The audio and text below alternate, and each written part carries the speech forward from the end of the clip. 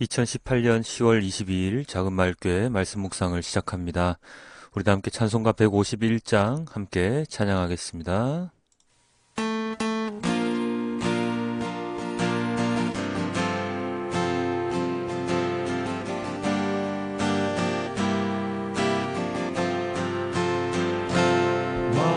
만왕의 왕 내 주께서 내 고초 당했나 이 벌레 같은 날 위해 그 보혈 흘렸네. 십자가 내가 처음 볼 때에 나의 맘에 큰 고통 사라져 오늘 믿고서 내 눈 밝았네. 참 내 기쁨 영원하도다. 주 십자가 못 박힘은 속죄함 아닌가. 그 긍휼함과 그 은혜 말할 수 없도다. 십자가 내가 처음 볼 때에 나의 맘에 큰 고통 사라져 오늘 믿고서 내 눈 밝았네. 참 내 기쁨 영원하도다. 늘 울어도 그 큰 은혜 다 갚을 수 없네. 나 주님께 몸 바쳐서 주의 일 힘쓰리. 십자가 내가 처음 볼 때에 나의 맘에 큰 고통 사라져 오늘 믿고서 내 눈 밝았네. 참 내 기쁨 영원하도다. 십자가 내가 처음 볼 때에 나의 맘에 큰 고통 사라져 오늘 믿고서 내 눈 밝았네. 참 내 기쁨 영원하도다. 오늘 믿고서 내 눈 밝았네. 참 내 기쁨 영원하도다. 십자가를 바라볼 때 처음엔 눈물이 이제는 기쁨이 넘쳐날 수 있도록 되어지기를 원하옵니다. 이 십자가가 예수님께서 우리에게 주신 그 구원의 은혜를 상기시킬 수 있는, 언제나 기억할 수 있는 그 십자가가 되기를 원하며, 또한 나는 여전히 죄인으로 살아가고 있음을 우리가 잊지 않는 그 십자가가 될 수 있도록 주님 인도하여 주시옵소서. 세상에 떠도는 십자가, 허황된 십자가가 아닌 나의 마음속에, 그리고 주님께서 지고 가셨던 그 십자가를 지고 가는 그러한 십자가가 될 수 있도록 아버지 하나님, 저희의 신앙생활을 인도하여 주시옵소서. 이 모든 말씀 우리 주 예수 그리스도의 이름으로 기도드렸습니다. 아멘. 오늘의 본문은 이사야 9장 1절에서 7절까지의 말씀입니다.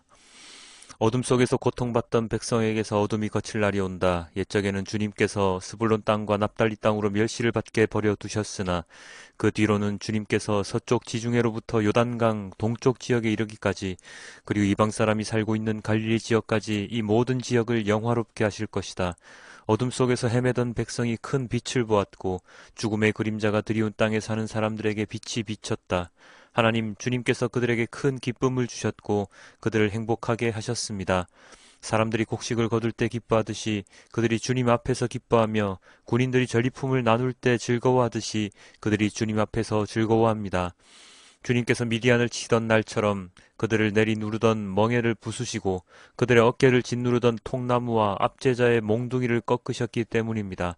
침략자의 군화와 피 묻은 군복이 모두 땔감이 되어서 불에 타 없어질 것이기 때문입니다. 한 아기가 우리를 위해 태어났다. 우리가 한 아들을 모셨다. 그는 우리의 통치자가 될 것이다. 그의 이름은 놀라우신 조언자, 전능하신 하나님, 영존하시는 아버지, 평화의 왕이라고 불릴 것이다. 그의 왕권은 점점 더 커지고 나라의 평화도 끝없이 이어질 것이다. 그가 다윗의 보좌와 왕국 위에 앉아서 이제부터 영원히 공평과 정의로 그 나라를 굳게 세울 것이다. 만군의 주님의 열심히 이것을 반드시 이루실 것이다. 아멘. 이사야 선지자는 긴 시간의 메시지를 통해서 단 한 분에 대한 이야기를 계속해서 이어가고 있습니다. 그 한 분이 누구십니까? 바로 하나님, 주님이시지요. 이사야 선지자는 하나님에 대한 이야기를 통해 우리의 죄인된 모습, 죄인인 우리를 구원하려 애쓰시는 하나님의 모습, 그리고 그 하나님이 어떤 분이신지를 계속해서 우리들에게 들려주고 있습니다. 오늘의 본문 또한 그 연속성상에 있지요.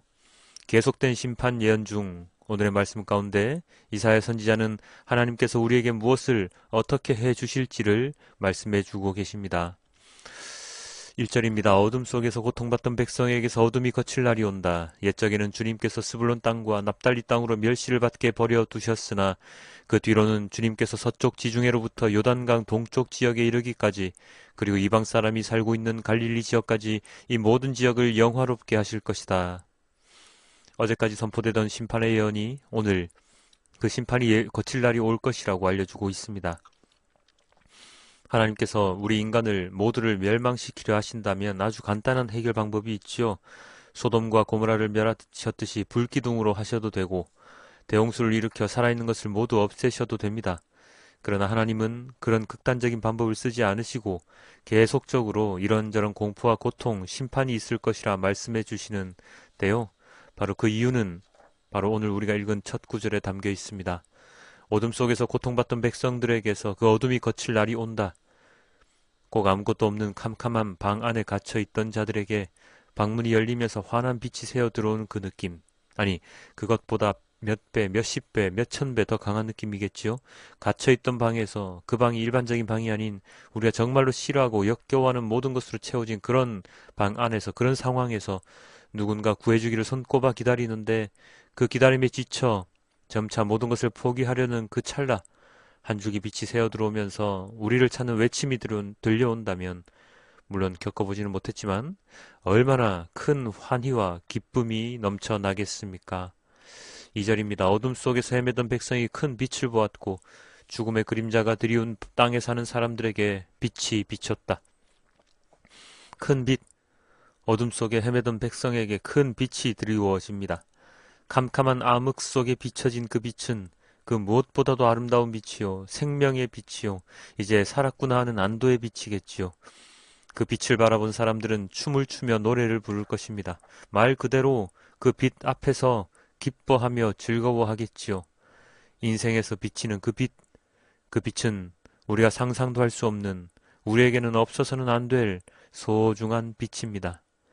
그 빛이 모든 어둠을 물리치고 우리를 구원의 길로 인도할 것인데 그 빛은 그냥 비치는 것만으로 끝나는 것이 아니라 이제는 그 빛이 우리와 함께 계시어 더 많은 사람들 구원을 위해서 이 땅에서 고통을, 우리가 받아야 할 고통을 대신 받으시기까지 하십니다.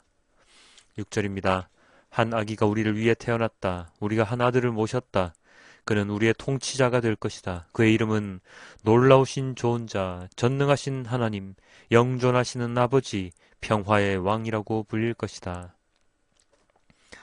임마누엘, 하나님께서 우리와 함께 계시다라는 말씀을 실체적으로 증명해주고 계신 예수님의 이 땅에 오심은 우리가 알고 있는 세상의 그 어떤 것과도 비교할 수 없는, 우리의 상식으로는 이해가 불가능한 엄청난 사건입니다. 그렇기에 어쩌면 여전히 하나님을 믿지 못하는 사람들이 많을 것이고, 그렇기 때문에 어쩌면 하나님을 잘못 알고 있는 경우가 많을 것입니다.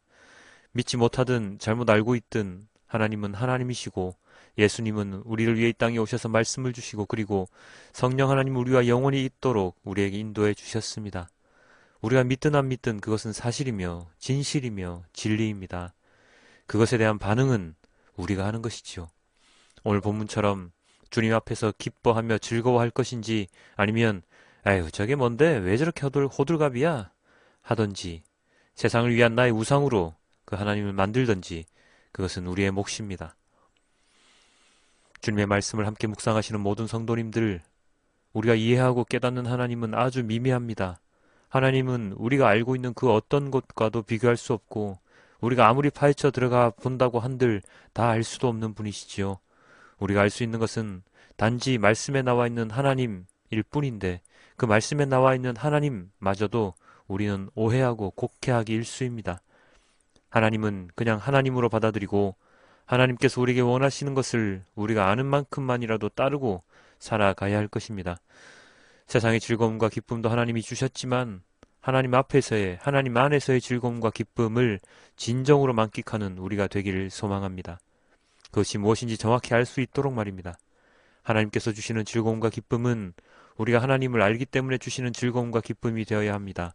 그저 세상에서 주는 즐거움과 기쁨처럼 우리의 감정적인 쾌락을 하나님께서 주시는 즐거움과 기쁨이라고 우겨서는 안 될 것입니다.